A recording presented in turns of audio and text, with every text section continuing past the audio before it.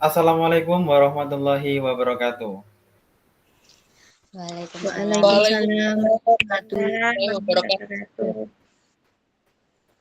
Baik, sebelumnya terima kasih kepada Bu Irul selaku dosen pengampu mata kuliah statistika, kemudian juga yang dimana berbahagia di teman-teman dari kelompok 5, yang dimana di sini nanti kita akan mempresentasikan terkait uji asumsi klasik, yang dimana dalam uji ini nanti kita akan mengujikan beberapa macam atau beberapa uji yang di dalamnya terdapat setiap langkah-langkahnya. Oke, untuk tanpa berlama-lama, langsung saja untuk yang pertama di sini adalah perkenalan terkait dari anggota kelompok dari kelompok 5 ini.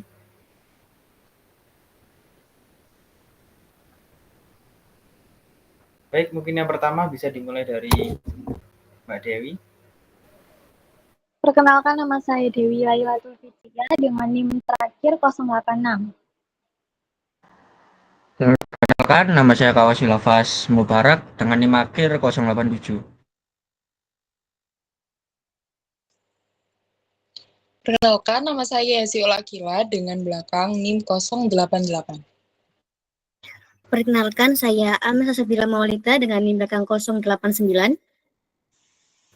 Perkenalkan, nama saya Livia Isabil Jannah dengan NIM akhir 090. Perkenalkan, nama saya Aslam Syahputra Waladayan dengan nomor NIM akhir 091. Perkenalkan, saya Livia Putri Nengtyas dengan NIM akhir 092. Nah, kemudian lanjut kepada bagian yang dimana di sini kita cantumkan terkait identitas lembaga, yakni dalam identitas lembaga adalah dari universitas atau instansi yang kita tempati saat ini. Yakni saya jelaskan mulai dari nama, yakni untuk nama lembaga atau identitas instansi, yakni Universitas Negeri Surabaya. Kemudian lokasinya di Jalan Ketintang, Kecamatan Gayungan, Surabaya, Jawa Timur, kode posnya 60231 dan berstatus PTNBH. Kemudian untuk tahun berdirinya, yakni pada tahun 1964 pada tanggal 19 Desember. Dan kemudian untuk pimpinan sendiri dari Universitas Negeri Surabaya, yakni Profesor Dr. Nur Hasan MKes. Itulah tadi mengenai identitas lembaga. Kemudian selanjutnya, yakni menginjak pada outline, yang dimana adalah daftar isi atau suatu pokok bahasan yang akan kita bahas pada presentasi kali ini. Yakni yang pertama terdapat beberapa uji, yakni yang pertama ada uji normalitas, kemudian dilanjut dengan uji multikolinearitas, kemudian dilanjut lagi uji heteroskedastisitas, kemudian uji autokorelasi, dan yang terakhir adalah uji linearitas. Nah, tanpa memperlama waktu, untuk selanjutnya yakni masuk kepada studi case atau studi kasus yang akan dibacakan oleh teman saya. Terima kasih atas kesempatannya, Aslam. Di sini saya akan menjelaskan mengenai studi case yang bisa tercantum dalam statistika kali ini. Nah, untuk yang pertama bisa dilihat, itu intensi kewirausahaan itu merupakan variabel terikat. Nah, untuk H1, H2, dan seterusnya, itu merupakan variabel bebas. Nah, untuk H itu artinya adalah hipotesis, di mana hipotesis dilihat hipotesis pertama itu yang utama. Ini itu hipotesis kerja yang ingin diuji dalam penelitian. Nah, untuk H2, H3, H4, dan seterusnya, itu hanya tambahan saja. Nah, itu menguraikan lebih lanjut dari hipotesis utama. Nah, ini mencakup aspek spesifik yang ingin diuji, dan variabel yang lebih rinci juga. Nah, untuk penggunaan H atau hipotesis sendiri itu berfokus pada aspek yang berbeda. Bisa di next.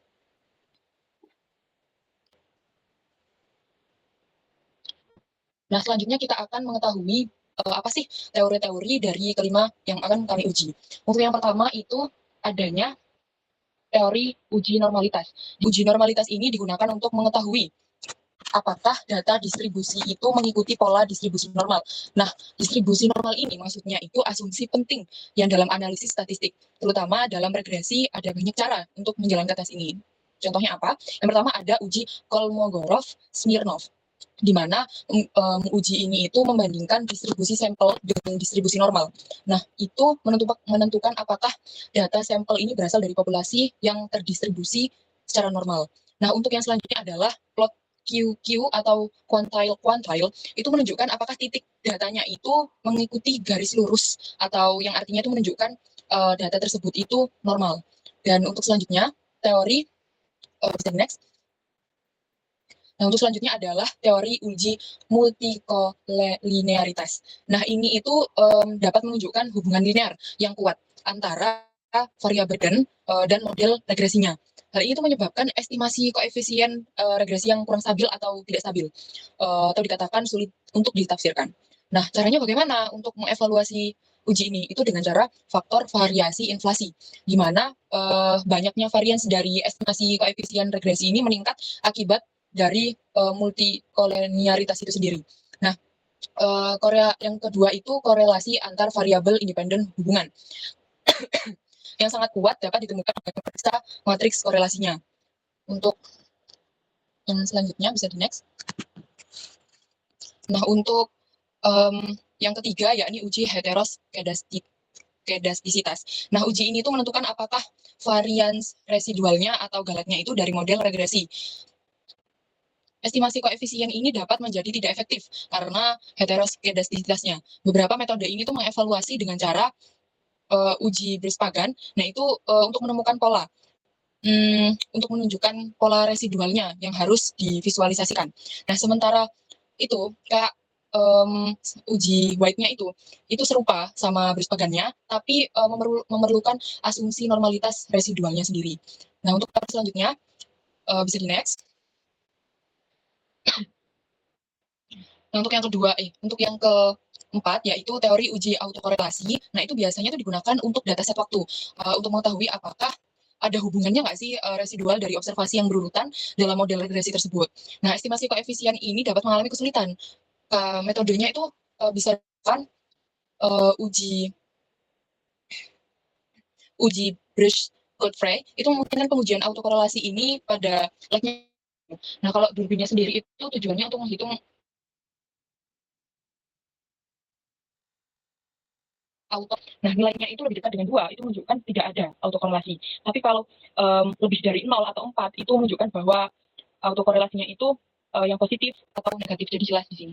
Untuk yang terakhir itu ada teori uji linearitas, bisa di next. Terima kasih. Nah, itu uji ini itu digunakan untuk mengetahui apakah hubungannya itu dengan variabel independen sama dependen itu bersifat linear. Dalam analisis ini, linearitas itu premis utama.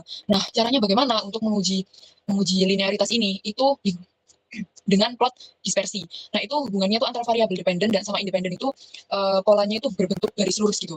Nah, kalau Ramsey risetnya itu untuk memastikan apakah tidak ada hubungan non linearnya. Oke, sekarang masuk pada uji normalitas. Untuk uji normalitas di sini dimulai dengan penjelasan singkat, yang dimana di sini dijelaskan terkait uji normalitas itu adalah sebuah metode statistik yang digunakan untuk menentukan apakah data dalam suatu populasi mengikuti distribusi normal atau tidak. Nah, dari namanya saja sudah terkait normalitas. Nah, distribusi normal adalah distribusi probabilitas yang simetris dan berbentuk lonceng, yang dimana sebagian besar data berada di sekitar rata-rata. Nah, kemudian ada beberapa metode yang umum digunakan dalam uji normalitas itu sendiri. Seperti yang salah satunya tadi sudah disebut Mbak Akila di awal tadi, untuk dari uji normalitas sendiri ada beberapa metode. Yang pertama bisa dimulai dari uji Kolmogorov dan Smirnov, kemudian yang kedua ada Shapiro-Wilk, dan yang terakhir ada Anderson-Darling. Masing-masing metode ini akan berbeda-beda dan juga akan memiliki cara atau langkah-langkah tersendiri. Singkat, sekarang masuk kepada parameter pertama. Nah, dari uji normalitas ini sendiri terdapat beberapa parameter pertama. Yang pertama dari tujuan sendiri, yakni untuk apa? Yakni untuk menguji apakah distribusi data residual mengikuti distribusi normal atau tidak. Dari namanya aja normalitas. Kemudian parameter utamanya kita masuk pada grafik histogram. Nah, di dalam grafik histogram menunjukkan distribusi frekuensi data residual, di mana bentuk histogram yang mendekati kurva normal atau bell curve mengindikasikan distribusi normal. Kemudian pada grafik PP-plot kemudian membandingkan distribusi kumulatif data residual dengan distribusi normal, teoritis. Nah, jika titik data pada plot mengikuti garis diagonal, maka data tersebut bisa dikatakan terdistribusi secara normal. Nah, kemudian pada uji statistiknya sendiri, tadi sudah kita sebutkan ada 3, tapi di sini kita untuk menggunakan parameter pertamanya menjadi 2 metode saja. Yang pertama yakni Kolmogorov-Smirnov, yang dimana menghitung jarak maksimum antara distribusi empiris dan distribusi teoritis. Sedangkan untuk yang Shapiro-Wilk, yakni khusus untuk sampel kecil, seperti mengukur deviasi dari normalitas. Kemudian lanjut pada hipotesis, yang dimana hipotesis sendiri di sini ada 2, yakni HO, H0, yakni data residual terdistribusi secara normal, dan juga H1 yang terdistribusi tidak secara normal. Nah, kemudian masuk pada step by step pada SPSS di uji normalitas. Yang pertama adalah langkah yang pertama, buka terlebih dahulu, yang pastinya yakni aplikasi atau software SPSS dan juga data Excel yang akan diujikan. Kemudian, jika sudah kalian buka masing-masing software, selanjutnya adalah buat nama-nama variabel di SPSS yang berisikan sesuai dengan data yang asumsinya ada dengan variabel X, yakni X1 sampai X6. Dan untuk terakhir kita namakan variabel Y. Serta pada bagian desimal dirubah menjadi 0 semua. Dan pada bagian measure dirubah menjadi scale semua. Nah, itu sudah tertera ya, teman-teman. Nah, untuk cara step yang ketiga yakni lanjut pada dari variabel yang sudah dibuat tadi di SPSS, kita masukkan data dari Excel dengan cara di copy pada bagian totalnya saja. Seperti di sini disediakan data KP1, KP2, KP3, dan seterusnya, yang dimana nanti di setiap data akan terdapat total. Nah, ini totalnya yang kita copy, kita masukkan ke SPSS, yang dimana di sini ada TKP, TED, TKI, TPB, TSN, TKW, dan juga TI. Nah, kemudian jika sudah dipastikan ke SPSS, maka hasilnya akan seperti ini. Nah, untuk selanjutnya, jika sudah dimasukkan semua, kita cek. Jangan lupa dicek karena datanya apakah sudah sesuai dengan jumlah yang di Excel atau belum. Untuk jumlah di Excel tadi yakni 209 data. Kita kopikan ke SPSS, apakah sudah pasti 209? Jika sudah, lanjut. Nah, jika sudah lengkap, oke, langkah selanjutnya apa? Nah, langkah selanjutnya adalah kalian pilih pada Analyze dan kemudian pilih pada bagian Regression. Kalian cari Regression, kemudian pilih pada bagian yang linear. Kalian klik, kemudian akan muncul kotak dialog seperti ini. Nah, untuk caranya, yakni pada variabel X1 sampai X6, itu silahkan kalian pindahkan ke bagian independen. Di blok dulu, setelah itu dipindahkan. Kemudian selanjutnya adalah pada bagian Y. Bisa dilanjut. Nah, pada bagian Y, karena tadi sudah kita lakukan pada variabel X1 sampai X6, sekarang pada bagian Y, kita pindahkan ke bagian mana? Ke bagian dependen. Tadi yang sudah X1 sampai 6, itu kita bagian independen. Kemudian untuk pada bagian Y, kita bagian dependen. Nah, nanti hasilnya akan seperti ini, teman-teman.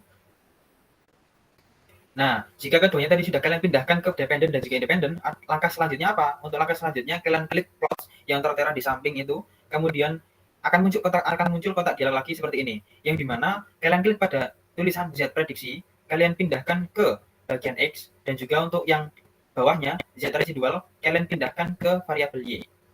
Jika sudah, jangan lupa untuk dicentang. Pada bagian mana? Pada bagian histogram dan juga normal probability plot pada bagian bawah. Nah, seperti itu, teman-teman. Lanjut. Nah, kemudian yang sudah kalian lakukan hal yang tadi, jangan lupa klik pada bagian shift. Nah, untuk bagian shift sendiri di sini akan muncul kotak dialog lagi, kalian pilih unstandardized, kemudian klik continue. Nah, jika sudah kalian lakukan terkait hal tersebut tadi, akan muncul seperti ini, yakni res_1 atau variabel baru yang dimana bernamakan res. Nah, untuk yang ke-11, yakni jika sudah semua kalian lakukan, lanjut lagi pada bagian analyze lagi. Kalian pilih non-parametric test, kemudian legacy dialogs, dan klik bagian one sample KS. Nah, jika sudah kalian klik tadi, maka akan muncul apa? Akan muncul kotak dialog seperti ini. Untuk caranya, pada bagian bawah sendiri kalian klik, kemudian kalian pindahkan ke test variable list. Lanjut. Nah, kemudian jangan lupa diklik OK. Lanjut. Nah, jika sudah, maka akan muncul apa? Akan muncul all hasil atau output dari proses uji normalitas yang telah kalian lakukan atau yang telah dilakukan tadi. Nah, kita bisa melihat di sini kita akan mendapatkan model summary, kemudian ANOVA, koefisien residual dan lain sebagainya, hingga diagram histogram dan juga beberapa hasil uji dari normalitas kita tadi. Lanjut. Nah, dapat dilihat hasil atau outputnya seperti ini. Ini histogramnya, ini untuk residualnya, data. Nah, dapat dilihat kembali pada hasil histogram PP plot data terdistribusi normal. Dikarenakan apa? Titik mengikuti garis. Nah, untuk hasil dari scatter plotnya sendiri kita juga masukkan di samping itu apa? Dapat dilihat bahwa titik mengikuti pola terlalu terus sehingga apa? Dapat terjadi normalitas. Lanjut.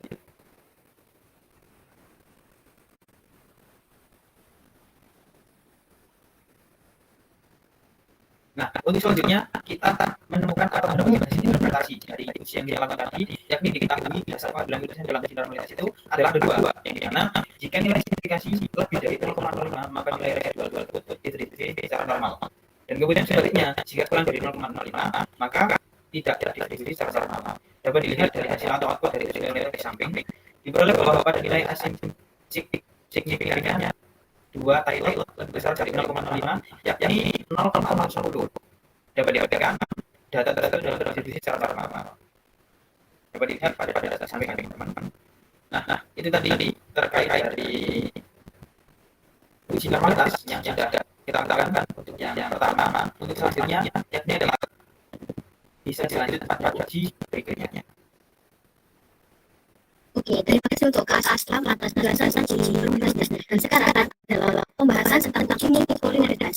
Nah, untuk penjelasannya, uji multikulturalitas adalah metode untuk mendeteksi adanya hubungan linear yang kuat di antara variabel bebas atau independen dalam regresi. Nah, jika variabel bebas memiliki korelasi tinggi, hal ini dapat menyebabkan masalah seperti koefisien regresi tidak stabil dan sulit diinterpretasikan. Dan yang kedua, kesalahan dalam meningkatkan sehingga hasil yang tidak diuji dapat signifikansi yang tidak akurat. Dan yang terakhir, yaitu model yang sulit diprediksi secara tepat karena variabel yang saling bergabung dalam menghasilkan variabel independen. Untuk parameter utama dalam uji multikulturalitas, penilaian tadi tujuannya mendeteksi adanya hubungan linear yang kuat atau tidak.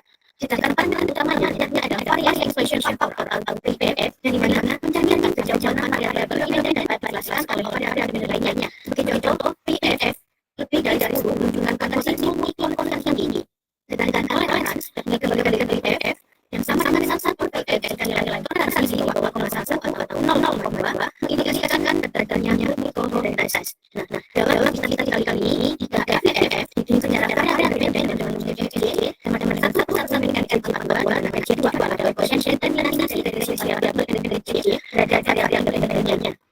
Sedangkan deteksi korelasi atau detection yang memasukkan korelasi dengan keterhubungan antara variabel independen. Nah, jika terdapat korelasi yang tinggi, maka mungkin terjadi adanya multikulturalitas. Dan yang terakhir yaitu equivalent condition index, di mana equivalent atau index atas 30 menunjukkan masalah terjadinya multikulturalitas. Nah, poin-poinnya hal di mana nanti tidak ada masalah terhadap multikulturalitas. Sedangkan yang satu terjadi adanya multikulturalitas yang tinggal pada data yang diuji. Dalam proses uji sebenarnya ada tahapan untuk melakukan sesuatu. Nah, tahapan pertama dalam multikulturalitas adalah sama dengan kalian kita membuka aplikasi terlebih dahulu juga Excel yang akan dicobakan.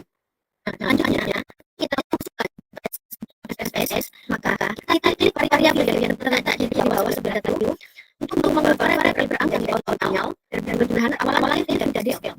Jadi teman-teman kalau pada satu sekali lagi dua yang lainnya yang ada angkanya itu juga menjadi awal, sedangkan yang TKP atau jumlah yang lainnya menjadi SQL. Jika sudah, lalu terlebih lagi data view. Nah, dengan data view kita pilih analysis yang ada di atas. Nah, setelah analysis kita lihat regression. Nah, setelah melihat regression kita sekali klik linear. Oke. Setelah lihat linear, pasti akan muncul linear yang berisi dan independen serta yang lainnya. Oke. Yang pertama adalah kita masuk variabel yang berangkat adalah independen seperti satu, tapi dua tiga variabel yang lainnya secara goblok. Nah, untuk memasukkan di dalam independen ini kita hati-hati teman-teman karena variabel independen tidak bisa berbarengan dengan hasilnya. Oke. Selanjutnya, kalau kita sudah memasangkan variabel 1, 2, dan 3, selanjutnya memasukkan variabel dalam independen. Dan jangan lupa kalian klik statistik yang ada di pangkal linear pojok kanan atas. Jika sudah ada, akan muncul statistik. Kita harus mengklik variance matrix dan linearity tidak mesti. Nah, jika kalian mengklik tersebut, maka akan muncul tanda jangkang. Kemudian jangan lupa pada pilih continue. Oke. Karena kalau mau continue, maka kita otomatis kembali lagi ke kotak linear pertama. Dan ini semua sudah selesai kalau kalian memilih klik OK. Nah, setelah klik semua data akan muncul di sini. Output yang kita dapatkan akan muncul di sini, yaitu berisi ANOVA, coefficient correlation. Sebenarnya tadi ada variabel interest, model summary, ANOVA, coefficient correlation, diagnostic. Oke. Karena tadi adalah multikulturalitas, jadi yang kita ambil adalah koefisiennya, yang terdiri ada toleransi dan PIF. Nah, kita ketahui dari dasar pengambilan keputusan dalam uji multikulturalitas ada dua, yaitu PIF dan toleransi. Nah, jika PIF lebih dari 10, maka data tersebut memiliki hubungan linear yang kuat. Namun, PIF bawah dari 10, data tersebut tidak memiliki hubungan linear yang kuat. Oke, selanjutnya yaitu nilai toleransi. Jika nilai toleransi di bawah 0,05, maka tidak akan terjadi multikulturalitas. Sedangkan jika nilai toleransi di atas 0,05, maka pasti akan memiliki hubungan linear yang kuat. Oke, dapat dilihat dari tabel koefisien tersebut, hasil uji multikulturalitas kita yaitu dengan toleransi di bawah 0,05, maka data tersebut tidak terjadinya multikulturalitas. Sedangkan pada tabel PIF-nya yaitu kurang dari 10, maka alias terjadinya tidak ada nilai multikulturalitas. Jadi cukup jelas bahwa data ini antara toleransi dan PIF-nya sama, tidak ada terjadinya multikulturalitas. Oke, sekian dari penjelasan uji multikulturalitas. Selanjutnya beralih kepada uji selanjutnya. Baik, selanjutnya saya akan menjelaskan tentang uji heteroskedasitas. Untuk penjelasan singkat, yaitu heteroskedasitas adalah kondisi di mana dalam analisis statistik, khususnya regresi, di mana variasi dari residual atau error tidak konstan untuk semua nilai variabel independen. Dengan kata lain, sebaran error tidak memiliki pola yang sama atau bisa juga disebut sebagai pengujian statistik untuk mendeteksi apakah dalam model regresi ini terjadi ketidaksamaan varian dari residual pengamatan ke pengamatan yang lain. Beberapa metode yang umum digunakan untuk uji heteroskedasitas ini antara lain yaitu yang pertama uji Glaser, menguji hubungan antara absolut nilai residual dengan variabel independen. Untuk uji Park, menguji hubungan antara kuadrat nilai residual dengan variabel independen. Dan yang terakhir uji White, menguji heteroskedasitas berdasarkan bentuk fungsional. Selanjutnya, untuk parameter pertama dari uji heteroskedasitas ini yaitu tujuannya menguji apakah varian dari error term residual konstan atau tidak untuk menilai variabel independen. Parameter utamanya grafik scatter plot membandingkan nilai prediksi variabel independen Y dengan residual. Jika terdapat pola tertentu, misal corong, maka bisa dikatakan bahwa variabel tersebut mengalami masalah. Untuk uji statis, Glaser menguji hubungan antara absolut nilai residual dengan variabel independen. Untuk selanjutnya, hipotesisnya yaitu selanjutnya langsung ke penjelasan hipotesis dulu, yaitu yang pertama varian error term konstan merupakan homoskedasitas, lalu yang kedua varian error term tidak konstan heteroskedasitas. Ini selanjutnya saya akan menjelaskan tentang step-stepnya. Untuk yang pertama step by step-nya yaitu kita masukkan data-data yang telah kita dapatkan lalu ubah measure ukuran menjadi scale. Dalam artian di sini adalah data-data yang sudah ditotal dari TKP, TED, TKI, TPB, CSN, TKW, dan TI. Selanjutnya untuk langkah yang kedua yaitu masuk ke pilihan analis lalu kita ke regression dan pilih linear. Langkah yang ketiga yaitu kita masukkan data-data yang ada dengan ketentuan dependen adalah TI, lalu untuk independen adalah data seperti TKP, TED, TKI, TPB, CSN, dan TKW. Nah, lalu setelah memasukkan data-data tersebut, pilih save dan untuk residual pilih centang pada bagian pertama yaitu unstandardized. Jika sudah, pilih continue dan klik OK. Nah, jika sudah benar melakukan angka output dengan tepat, maka akan muncul koefisien yang merupakan nilai-nilai dari hasil output tersebut. Selanjutnya, jika sudah memasukkan hasil output tersebut akan keluar hasil output, kita kembali ke data view, maka pada kolom sebelah TI akan bertambah variabel baru yaitu res1. Nah, langkah berikutnya kita akan membuat res2. Caranya kita masuk ke menu transform dan pilih compute variable. Nah, setelah itu kita masukkan res2 pada target variable. Untuk numerik kita masukkan rumusnya yaitu ABS res1. Untuk memasukkan res1 kita bisa klik data res1 hanya 2 kali. Nah, dengan begitu akan tercantum res1 seperti pada bagian kurung klik OK itu. Nah, jika sudah melakukan dengan tepat maka sheet pada SPSS akan bertambah baru yaitu munculnya variabel 2 yaitu res. Nah, langkah selanjutnya yaitu kita pilih analyze, lalu pilih bagian regression dan masuk ke bagian linear. Masukkan res pada kotak dependent dan masukkan semua data kecuali res1 ke independen. Setelah itu, masuk pada bagian save dan untuk residual pada bagian unstandardized kita hapus centangnya. Nah, jika sudah, klik continue dan OK. Setelah itu, kita akan melihat hasil dari yang telah kita output tadi. Selanjutnya, setelah sudah keluar hasil dari output yang dimasukkan, maka selanjutnya kita akan mencari scatter plotter, yang dimana scatter plotter adalah grafik. Sama seperti awal, kita pilih analyze, lalu pilih ke regression, dan pilih linear, lalu kita masukkan data TI sebagai dependen, dan TKP, TED, TKI, TPB, TSN, TKW ke blok 1 atau independen.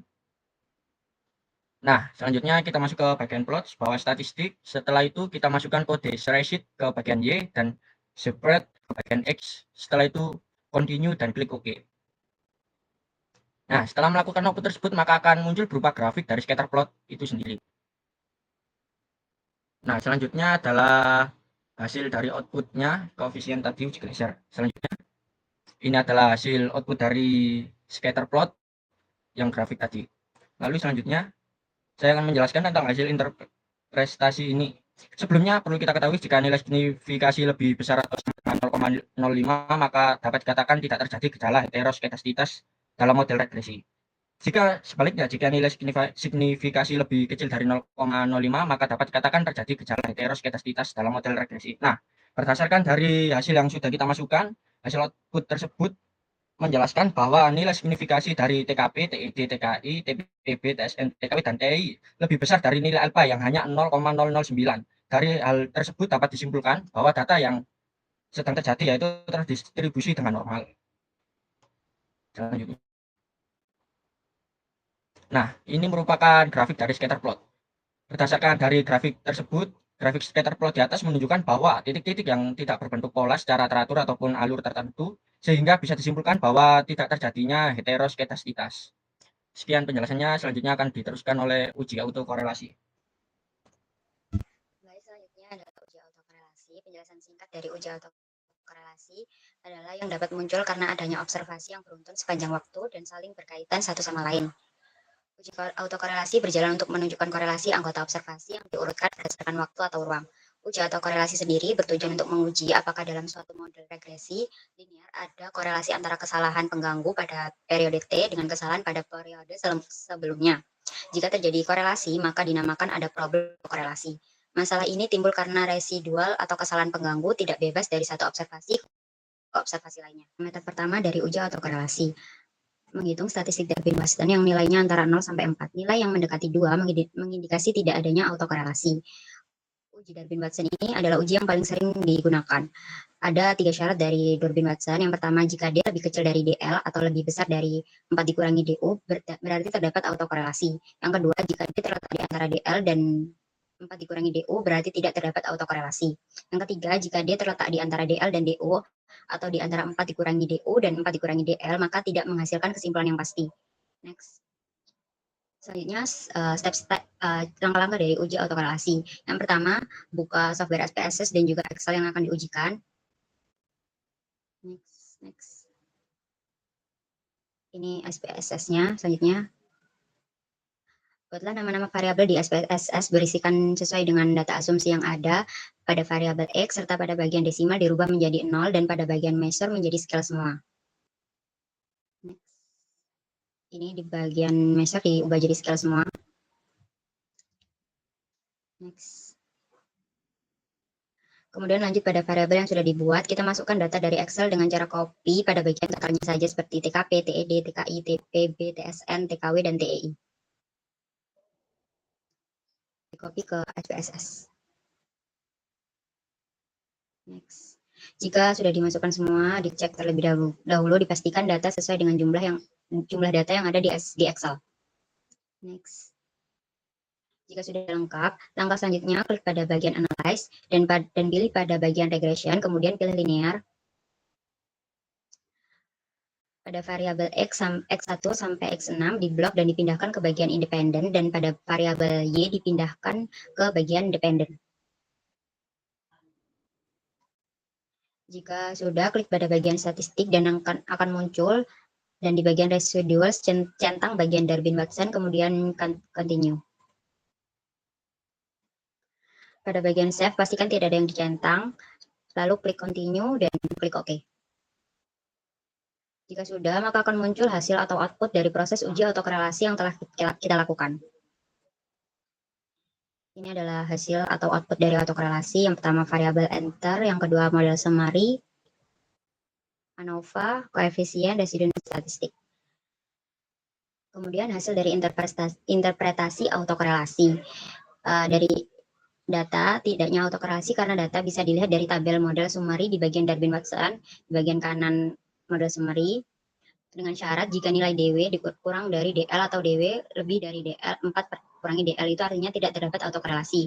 Yang kedua, jika nilai DO kurang dari DW kurang dari 4 kurangi DO tidak terdapat autokorelasi. Yang ketiga, jika DL dikurangi DW kurang dari DO atau 4 kurang DO kurang dari DW kurang dari 4 dikurangi DL, artinya tidak ada kesimpulan. Next. Ini hasil dari perhitungan autokorelasi nilai DW hasil dari Darwin-Watson dari uji dari data. Untuk nilai DL dan DO ini kita cari di buku statistik atau di jurnal-jurnal statistik. Dan untuk perhitungan 4 dikurangi DL dan 4 dikurangi DO, untuk dapat dilihat dari hasil output uji autokorelasi bahwa nilai yang diperoleh adalah 1,8 cos. 306 kurang dari 2,042 kurang dari 2,2929. Dapat diartikan dari data di atas, sesuai syarat autokorelasi, jika DU dikurangi DW dikurang dari 4 kurangi DU, maka data autokorelasi tidak terdapat autokorelasi. Next. Baik, selanjutnya adalah uji linearitas. Uji linearitas adalah metode statistik yang digunakan untuk menentukan apakah terdapat hubungan linier yang signifikan antara dua variabel. Uji ini penting dalam analisis regresi dan korelasi, memastikan bahwa model yang digunakan sesuai dengan data. Keputusan diambil berdasarkan nilai signifikansi. Jika nilai probabilitas lebih besar dari 0,05, hubungan dianggap linier. Jika kurang dari 0,05, hubungan dianggap tidak linier. Uji ini sering dilakukan menggunakan perangkat lunak, seperti SPSS. Adapun cara untuk menguji linearitas. Yang pertama ada kumpulkan data. Siapkan data set yang berisi variabel independen dan dependen. Yang kedua ada visualisasi data. Membuat scatter plot untuk melihat pola hubungan antara variabel. Jika titik-titik membentuk pola garis lurus, ini menunjukkan linearitas. Bisa di next.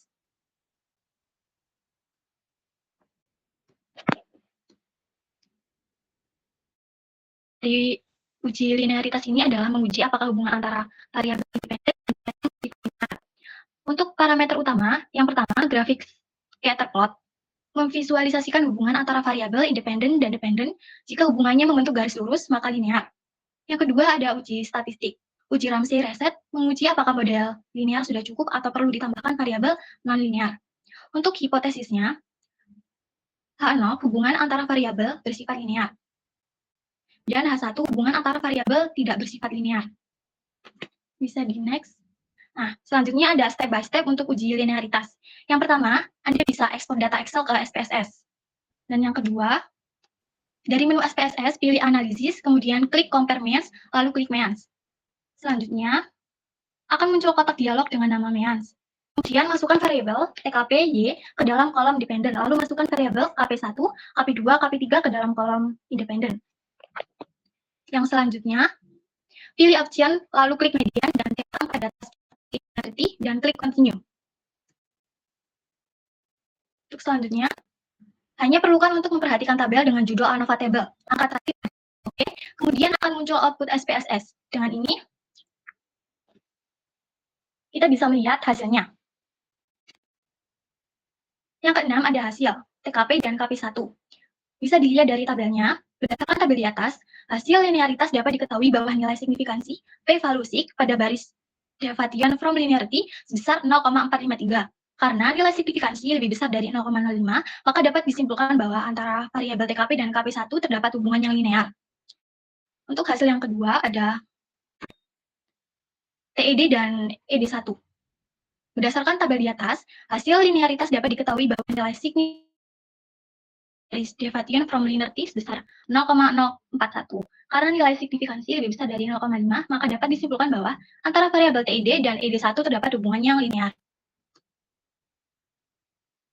Selanjutnya ada tabel linearitas TK1 dan K13. Berdasarkan tabel di atas, hasil linearitas dapat diketahui bahwa nilai dari valuesik pada baris deviation sebesar 0,122. Karena nilai signifikansi lebih besar dari 0,05, maka dapat disimpulkan bahwa antara variabel TKI dan K11 terdapat hubungan yang linear. Nah, selanjutnya ada tabel linearitas TPB dan TB1. Berdasarkan tabel, diketahui bahwa nilai signifikansinya pada baris deviation sebesar 0,19, karena nilai signifikansi lebih besar dari 0,5, maka dapat disimpulkan bahwa variabel TPB dan PB1 terdapat hubungan yang linear. Bisa di next. Tabel linearitas TKW dan KW1. Berdasarkan tabel di atas, hasilnya dapat diketahui bahwa nilai signifikansi pada baris deviation from sebesar 0,0. Karena nilai signifikansi lebih besar dari 0,05, maka dapat disimpulkan bahwa antara variabel TKW dan KW1 terdapat hubungan yang tidak linear. Selanjutnya, ada tabel linearitas TED dan ED1. Berdasarkan tabel, dapat diketahui bahwa nilai signifikansi P pada baris deviation sebesar 0,186. Karena nilai signifikansinya lebih besar dari 0,05, maka dapat disimpulkan bahwa antara variabel TED dan ED1 terdapat hubungan yang linear. Untuk interpretasinya dalam ujian linearitas, interpretasinya meliputi penilaian apakah hubungan antara variabel independen dan dependen bersifat linear. nilai signifikansi. Jika sig lebih kecil dari 0,05 maka hubungan dianggap linear. Jika lebih besar dari 0,05 maka tidak linear. Untuk kesimpulan saya serahkan kepada rekan saya.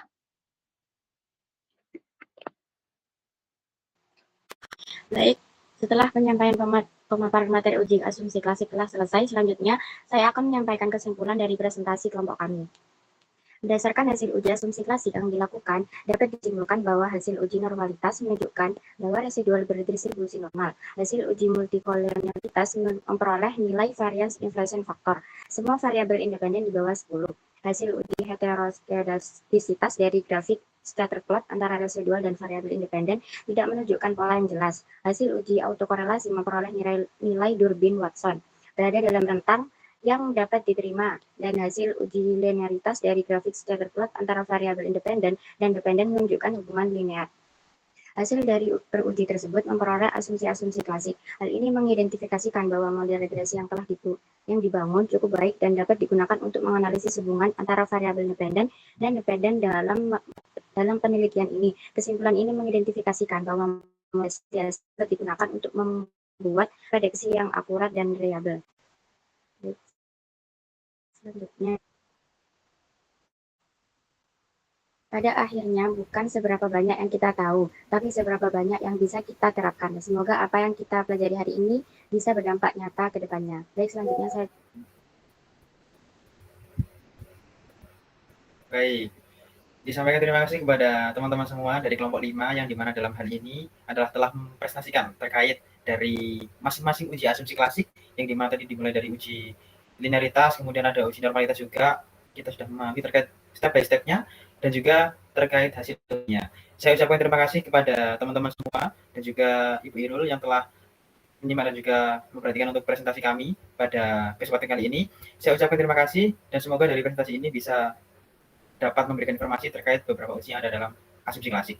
Sekian dari kelompok kami. Wassalamualaikum warahmatullahi wabarakatuh. Waalaikumsalam warahmatullahi wabarakatuh. Warahmatullahi wabarakatuh.